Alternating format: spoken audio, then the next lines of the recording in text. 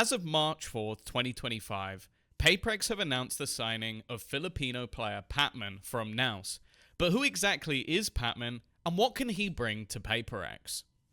From a glance, Patmen is an initiated duelist flex who's been playing Valorant since late 2021. Professionally, we have seen Patmen compete in Challengers Philippines during 2022 and 2023, and since 2024 he was competing in the SEA Challengers, which ended with him joining Naus at the beginning of 2025. His roles range from playing an all-out support agent like Breach, all the way to an aggressive Yoru entry.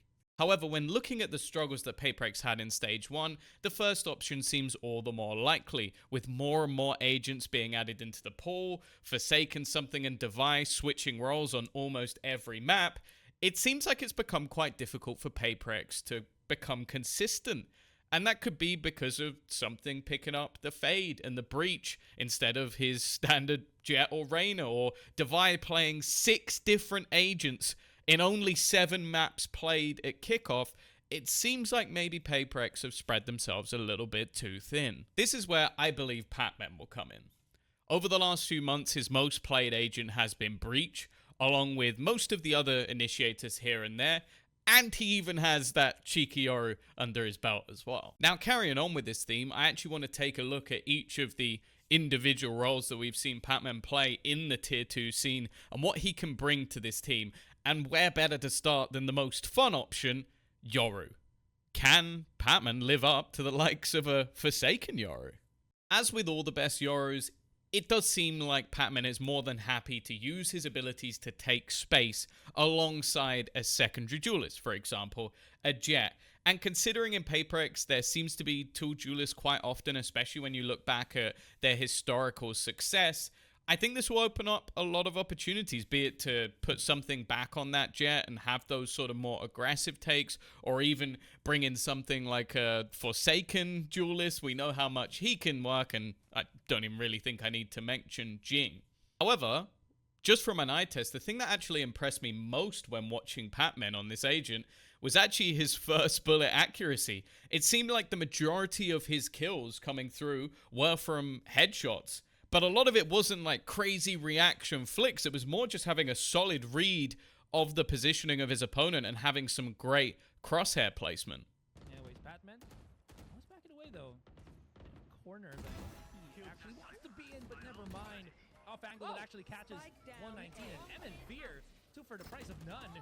As the 3 remaining players of Mongols stuck here on the other side. Perhaps a flash can help them make the entry happen, but Sultan, 2 more seconds.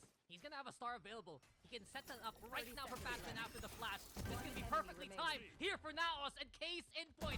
Gravity well, keeping Skies Blue in the corner. Patmen, perfection with the 4K. Obviously then when watching this, I had to take it to the stats, and when looking, you're seeing him put up headshot percentage numbers similar to that of someone like Primi. But sure, if you're going to start sorting by headshot percentage, you're going to end up with people not getting a lot of kills, but that has not been the case for Patmen. And again, like that comparison to Primi, it's going to be a little bit excessive. I don't expect them to play in similar roles, but it's always a good sign when you see a player that just has excellent crosshair placement and is able to basically get you those picks based off that individual brilliance. Even if he is playing the Breach, you can still expect that if a player walks into his crosshair, their head is going to go. Next up is his most played agent of Breach. This is where that support element comes into play.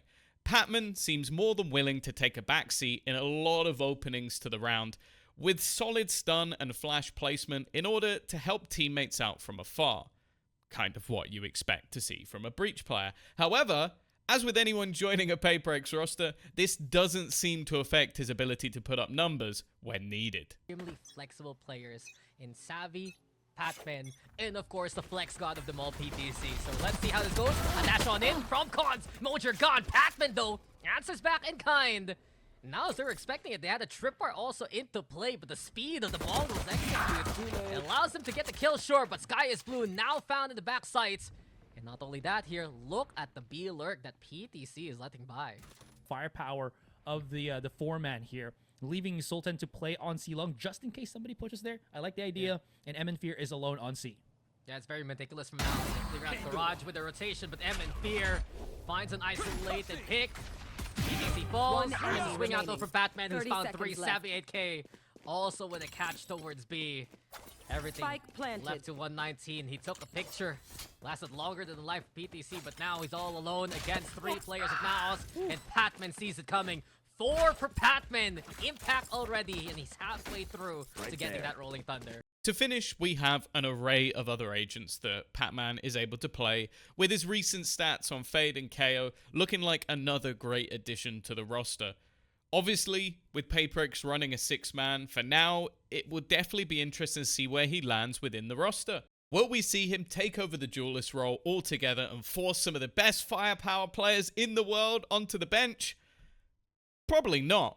However, when it comes to maps where they need a breach, or maybe a KO or a fade, I can definitely see him making an impact and setting up some of the superstars we know and love. Either way, that is it for this video.